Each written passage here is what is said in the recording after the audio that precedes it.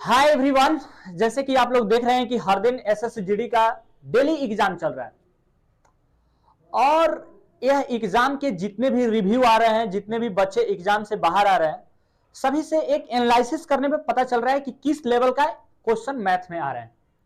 और हर दिन हम इस पे सतत प्रयास करने के बावजूद कुछ क्वेश्चन को कलेक्ट करते हैं और अपने तरफ से कुछ क्वेश्चन जो आने की संभावना उस पर बन सकता है, जो नहीं पूछा है, सभी को कलेक्ट करके आप लोग के बीच बताने की कोशिश करते हैं। कल भी, यानी कि कल भी, फिर परसों, जैसे जैसे 11 जनवरी को, 13 जनवरी को, जैसे जैसे ही बीत रहा है, हर दिन हम आप लोग के बीच वीडियो को डालते हैं। तो पहले जो भी कैंडिडेट जिसका एग्जाम अभी नहीं हुआ है, सबसे पहले आप लोग वीडियो को अंत तक देखिए कि इसमें क्या कैसा क्वेश्चन आ रहा है या कैसे क्वेश्चन आ सकता है और उसको बनाने का सही तरीका, by option method, by concept, by trick, सब कुछ आप लोग को यहां पे बताया जाएगा। बस आप लोग को यही काम करना है कि वीडियो को बिना स्किप किए सबसे पहले अंत तक देखिए, आप लोग को बहुत कुछ सीखने को मिलेगा। बीच में जाते हैं फिर आपका कॉन्सेप्ट आधा अधूरा रह जाता है। तो आधे अधूरे नॉलेज क्या होता है? खतरे की निशानी होता है। तो उससे बचना है और आप लोग एक फुल कॉन्सेप्ट सीखिए कि क्वेश्चन बनाने का क्या अप्रोच होना चाहिए। तो आइए, ये जो पहला क्वेश्चन है यह एवरेज से रिलेटेड है। एवरेज से आपको अध्यापक वाला भी आ रहा है, वो भी क्वेश्चन हम पीछे करा चुके हैं। एक क्वेश्चन देखिए कि किसी संयुक्त परिवार में दादा दादी की औसत आयु 67 वर्ष है, माता पिता की औसत आयु 35 वर्ष है तथा 3 पौत्र पुत्रियों की औसत आयु 6 वर्ष है, तो संपूर्ण परिवार की। तो सबसे जो आपका आसान तरीका है इस प्रकार के क्वेश्चन को देखिए, एवरेज जो होता है सभी के उम्रों का योग बटा उनकी संख्या। तो 3 जन है, यानी कि दादा दादी 2 जन हो गए, तो 67 गुना कितना होता है बाबू? तो कहिएगा कि 134 है ना। और यहां से माता पिता कितना है? 35 वर्ष, तो उनके उम्रों का योग 2 × 35 यानी कि 70 वर्ष, प्लस 3 पौत्र पुत्रियां है तो 6 × 3 यानी कि 18। टोटल कितने लोग हो गए? 2, यानी कि दादा दादी, माता पिता प्लस 3 यानी कि 7 लोग हो गए। इसी को 7 से डिवाइड करिए। सबसे पहले जोड़िए, 8 4 12 के 2, ये कितना हो जाएगा? 1 7 8, 8 3 11, 1 12 के 2 और 2, यहां से आ जाएगा बाबू 7। इसी को काट दीजिए, यानी कि 7 3 21, 7 एकम और 5/7, यही आपका एवरेज आ गया, जो कि आपका बी नंबर में है। यही उनका औसत आयु आ गया। संपूर्ण परिवार का जो औसत आयु है 31 सही 5/7 बरस है। उम्मीद करते हैं आप लोग को। अगला क्वेश्चन देखिए, अगला क्वेश्चन क्या करें। ये भी क्वेश्चन बहुत बार पूछ रहा है और पूछने की ये संभावना भी बनता है, क्योंकि इस प्रकार के क्वेश्चन रिपीट होता है। तो देखिए, 12वीं पारी में किसी बल्लेबाज ने 12वीं पारी में 63 रन बनाए, जिससे उसके रनों में 2 रन से वृद्धि हो जाती है। तो 12वीं पारी के बाद उसके रनों का औसत कितना होगा?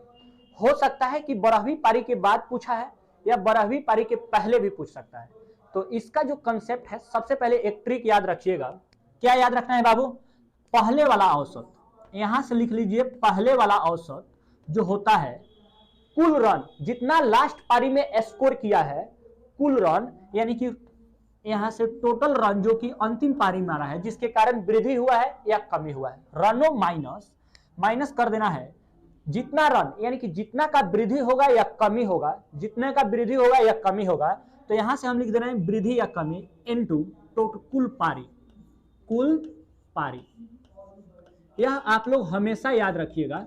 यह जो क्वेश्चन है इसको आप लोग बिल्कुल याद करके जाइए।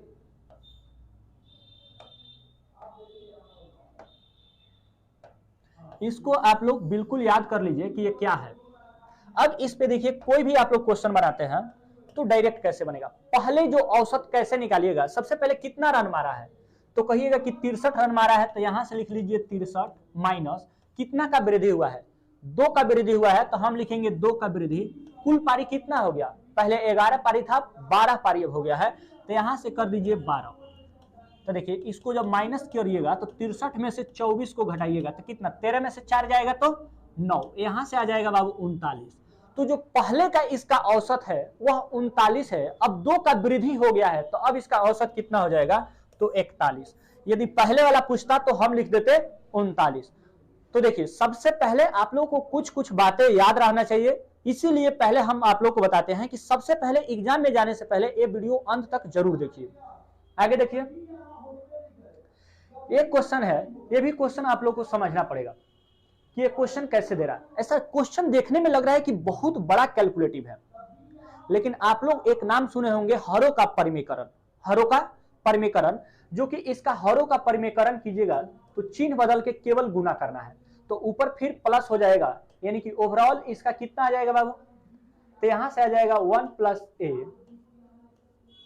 + a प्लस बी हो जाएगा। देखिए ना, a प्लस बी फिर a प्लस बी, यानी कि इसका होल स्क्वायर आ जाएगा,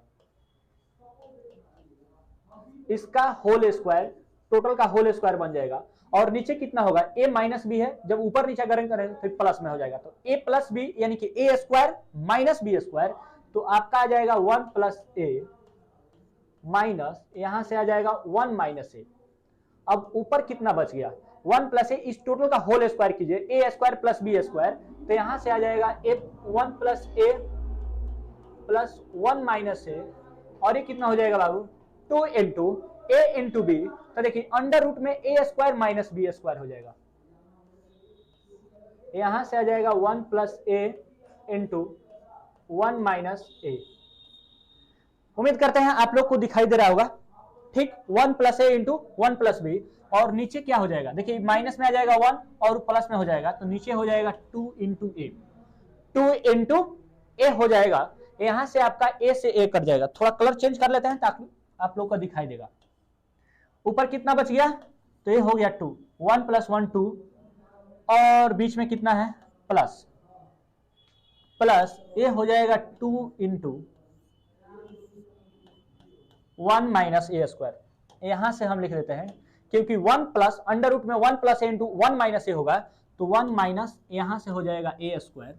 थोड़ा सा और शॉर्ट कर देते हैं, और नीचे कितना है 2a, ये जो 2 है इसको भी काटेगा और इसको भी काटेगा। ऊपर क्या बच गया 1 - a स्क्वायर, और नीचे बच गया केवल a, तो इसको और थोड़ा सा शॉर्ट करके लिख लेते हैं 1 - a स्क्वायर बटा a। अब इसी को सोल्यूशन करना है। a का वैल्यू आपको पास दे दिया है, a का वैल्यू कितना दिया है √3/2, तो अंडर रूट में केवल इसको सॉल्व करना है, तो 3 का कितना हो जाएगा, इसका तो 3 a हो जाएगा 4, बटा में कितना हो जाएगा √3/2। इसको सॉल्व कर लीजिए, कितना बच जाएगा बाबू, 4 में से 1 जाएगा, 4 में से 3 जाएगा तो 1/4, इसका जो रूट निकलता है 1/2, ये हो जाएगा 1/2। ये 2 सीधा ऊपर लेके चले जाइए और 3 को नीचे कर दीजिए, कितना हो जाएगा 2 से 2 कट गया, फाइनल जो आपका आंसर आ गया √3। फाइनल आपका आंसर कितना आ गया, √3 आ गया। ऐसा नहीं कि देखिए हम चाहते तो क्वेश्चन इजी भी सिलेक्ट कर सकते थे, लेकिन जो क्वेश्चन आ रहा है वैसे वैसे क्वेश्चन हम आप लोग को सिलेक्ट करके प्रोवाइड कर रहे हैं, चाहे वो टफ हो या इजी हो, थोड़ा समय ही लगे, लेकिन आप लोग जरूर सीख के जाइए। मेरा मतलब ये नहीं है कि केवल आए शॉर्ट क्वेश्चन जो इजी था उसको बता दिए, जो कठिन है उसको नहीं बताया, ऐसा बिल्कुल नहीं करेंगे। जो क्वेश्चन है जैसा जैसा क्वेश्चन पूछेगा आप लोग को हूबहू बिल्कुल जेन्युइन क्वेश्चन देखने को मिलेगा। इस क्वेश्चन को देखिए, इस क्वेश्चन को देखने के बाद आपको लगेगा कि पहले दशमलव यहाँ पे, दशमलव यहाँ पे, तो एक बात याद रखिए, जब प्लस प्लस है तो अलग भी लिख सकते हैं, यानी कि इसको आप लोग लिख सकते हैं कैसे बाबू, 3 + 2.5, या जो लड़का आप लोग को एग्जाम हॉल में ऐसे इसको लिख लीजिए और नीचे किससे डिवाइड करना है, फिर माइनस कर दीजिए इंटू 3.05, और नीचे कितना कर लीजिए 64। इतना करने के बाद आपके मन में एक ख्याल आएगा कि अब हम दशमलव को कैसे, तो देखिए इसका भी दशमलव 100 है, इसका भी दशमलव 100 है, नीचे कितना आ जाएगा 100 आएगा। अरे देखिए ये तो दशमलव दशमलव आएगा ना, तो एक जीरो से तो एक किसी ना किसी एक का तो कट जाएगा, किसी एक का तो कट जाएगा, क्योंकि इसका और इसका दोनों अंक के बाद सेम है तो रहने दो। अब ऊपर लिख दो 325 इंटू कितना आ जाएगा बाबू 320, बट्टा नीचे कितना आ जाएगा, ये तो हो जाएगा 100 इंटू 64।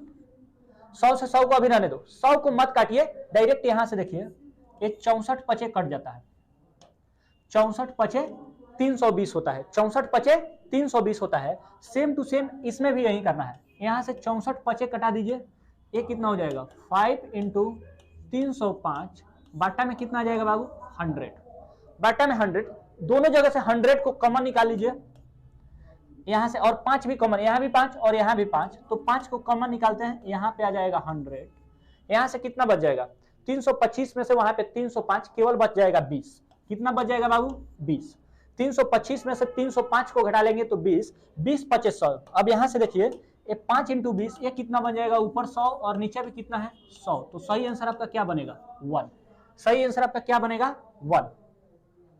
तो देखिए क्वेश्चन हो सकता है कि कुछ कैलकुलेटिव है, अब तो एग्जाम है तो ऐसा तो आना, अब क्या जब आ गया है तो उसको बनाने का क्या तरीका होना चाहिए कम से कम समय में, तो आपके लिए यही ट्रिक सबसे सही रहेगा। नहीं तो जो लड़का डिजिट सम जानता है, डिजिट सम से भी इसको जा सकता है, क्योंकि नीचे तो 6 4 10 हो रहा है, डजंट मैटर। वहां से देखिए आप लोग 3 2 5, वहां से कितना हो रहा है 5 2 7 7 3 10 1, तो 5 एकम 5, और यहां भी कितना बच रहा है 5, 0 की 0 बच रहा है ना, एक आएगा क्या 5 3 8, और यहां से कितना बच जाएगा 3 2 5, 3 2 5 और 8 8 5 40, तो ऊपर आ गया 4 और नीचे है 1, तो ये देख लीजिए 5 में से 4 गया तो 1, 1/1, किसका डिजिट सम 1 आ रहा है, तो आप देखिएगा केवल इसी में 1 है, तो डिजिट सम से भी जा सकते हैं, लेकिन डिजिट सम कितने बच्चा को नहीं आता है, इसलिए कभी कभी हम डिजिट सम का यूज नहीं करते हैं। लेकिन सबसे जो आसान तरीका इस क्वेश्चन का हो सकता है डिजिट सम, नहीं तो by use of sum method. उम्मीद करते हैं आप लोग डिजिट सम से भी जा सकते थे, डायरेक्ट आपका आंसर आ गया। इस क्वेश्चन को देखिए, इस क्वेश्चन को बनाने का सबसे पहले आसान तरीका बताएंगे। 3 अंकों की वह बड़ी से बड़ी संख्या कौन सी होगी जो 6 9 या 12 से प्रत्येक दशा में 3 शेष दे। एक बात याद रखिएगा, वह कौन सी छोटी से छोटी संख्या होगी, इसमें कह दे 18 से 36 से 9 से, जब भी 9 का कोई फैक्टर आ जाए, यानी कि जो संख्या 18 से डिवाइड होगी निश्चित ही वह 9 से डिवाइड होगी, तो बताइए कि 9 से डिवाइड करने पर 3 शेष बच रहा है, 3 शेष बच रहा है, तो इसमें डायरेक्ट देखो ना, ये 9 से डिवाइड करेंगे तो इसका डिजिट सम कितना रहा है बाबू 9 5 14, इसमें 5 बच रहा है, ये हमारा आंसर नहीं होगा। ये 9 से कट गया 7 5 12, डिजिट सम का मतलब जोड़िए, जब जैसे ही 9 जा रहा है उसको घटा लीजिए 9 का, तो 9 से तो 9 कट गया 7 5 12, यहीं पे 3 बच रहा है, तो यह हमारा आंसर हो सकता है। और हम ऑप्शन चेक करेंगे, यहाँ पे बच रहा है 5 1 6, तो यहाँ से 6 बच रहा है, तो ये हमारा आंसर नहीं होगा। आगे देख रहे हैं तो यहाँ से बच रहा है +2, तो ये हमारा आंसर नहीं होगा। तो डायरेक्ट हमारा आंसर कितना हो जाएगा बाबू, डायरेक्ट हमारा जो आंसर हो जाएगा +3 यानी कि 975 हो जाएगा। अब कोई लड़का सोचता है कि सर ये तो हमको बिल्कुल समझ में नहीं आया, एक हमारा आउट ऑफ कवरेज है, तो उसको थोड़ा सा हिंट समझ देते हैं कि सबसे पहले 6 9 का एलसीएम निकालिएगा। एलसीएम अब 6 9 12 का, 6 9 12 का, तो इसका आ जाएगा 36।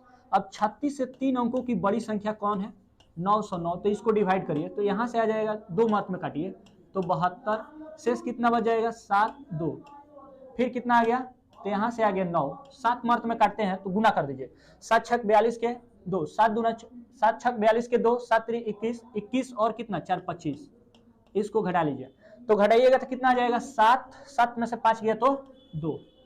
अब जो यहाँ पे आता है बाबू, जो भी इसका रिमाइंडर आता है इसका डिफरेंस लेते हैं, तो 979 में से 27 को घटाइएगा तो आपका कितना आ जाएगा 972 आ जाएगा।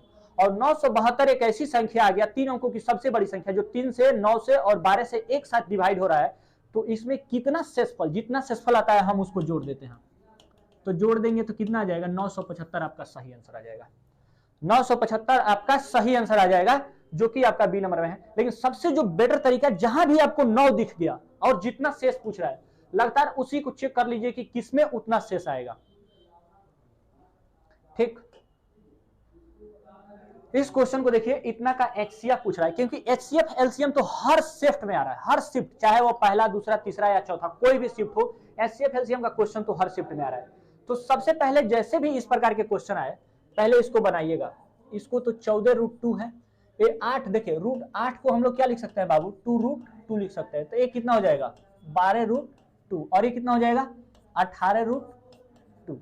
तो जो डिफरेंस का सबसे जो बेटर तरीका है, छोटा डिफरेंस निकाल लीजिए। इसका डिफरेंस कितना का आ जाएगा 2 का, इसका डिफरेंस 14 में से 14√2 में से कितना बच जाएगा तो 2√2, यहां से भी निकाल सकते हैं, कितना डिफरेंस आ गया 2√2, 2√2 यहां से डिफरेंस आ जाएगा, आएगा ना।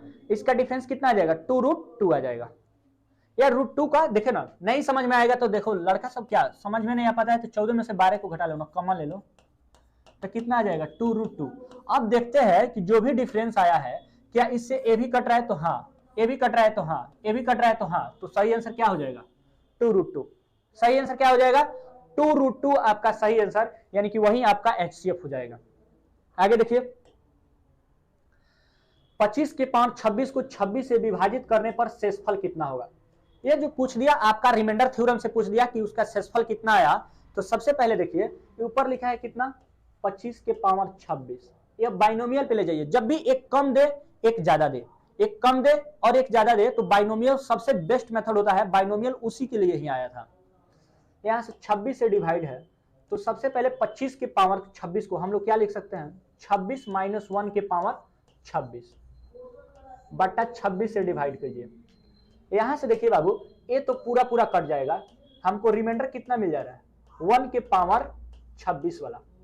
तो 1 के पावर कुछ भी कर लीजिए, यदि वह सम संख्या है तो डायरेक्ट दे देगा 1 को 26 से डिवाइड कीजिएगा, आपका शेषफल कितना आ जाएगा 1, तो डायरेक्ट अपना शेषफल लिख दीजिए 1। यही बाइनोमियल ने बताया था कि यदि एक से ज्यादा भी रहता, यानी कि यहाँ पे 25 न देकर 27 भी रहता, 27 के पावर 26, तो भी हम यही कंसेप्ट लगाते और इसको 26 से डिवाइड करते तो हम क्या करते, यहाँ पे 1 के पावर कितना हो जाता बाबू 26 बटा 26 इज इक्वल टू +1, इसका रिमाइंडर आ जाता है, इज इक्वल टू +1 इसका रिमाइंडर आ जाता। ठीक है क्या, आगे देखिए अगला क्वेश्चन कह रहा है कि किसी संख्या को 4 से भाग देने पर भागफल तथा शेषफल का योग 8 है तो इनके वर्गों का योग। जब भी इस प्रकार के क्वेश्चन आ जाए तो जो सबसे इसका बेस्ट मेथड होता है ऑप्शन से यूज कीजिए। 4 से भाग देने पर उसका भागफल तथा शेषफल, इसको जब 4 से आप लोग भाग दीजिएगा तो कितने मर्त में कटेगा, तो कहिएगा कि 6 मर्त में और 3 शेषफल बचेगा। इसका जो 9 आ रहा है ये हमारा आंसर नहीं हो सकता है, आंसर कितना आना चाहिए 8 आना चाहिए। इसको जब 4 से भाग देते हैं तो इसको दीजिएगा कितना 6 से और एक रिमाइंडर बचेगा, इसको भी जोड़िएगा तो 7 आ रहा है, ये भी हमारा आंसर नहीं हो सकता है। इसको दीजिए भाग तो 4 × 5 = 20 और रिमाइंडर कितना आ रहा है 3, हाँ 3 + 5 को जोड़ते हैं तो हमको इसका योगफल 8 आ रहा है, मतलब कि हमारा आंसर यही सही है। इसको भी 4 से यदि भाग करके आप चेक करते हैं तो 7 + 2 आएगा, 7 + 2 9 आ गया, ये हमारा आंसर नहीं हो सकता है। तो हमारा आंसर क्या बनेगा, सी नंबर हमारा सही आंसर होगा। तो देखिए यही जो आप लोग सबसे पहले एग्जाम में जाने से पहले यदि रोज इस क्वेश्चन को देखते हैं तो जरूर उम्मीद करते हैं कि 20 में तो कम से कम आपको 15-16 क्वेश्चन हूबहू देखने को, यानी कि आप मुजबानी मार सकते हैं। तो आज का हमारा यह छोटी क्लास रहा जिसमें हम आप लोगों को बताने की कोशिश किए हैं क्या अप्रोच होना चाहिए। मिलते हैं अगले क्लास में, तब तक के लिए बाय बाय, जय हिंद जय भारत।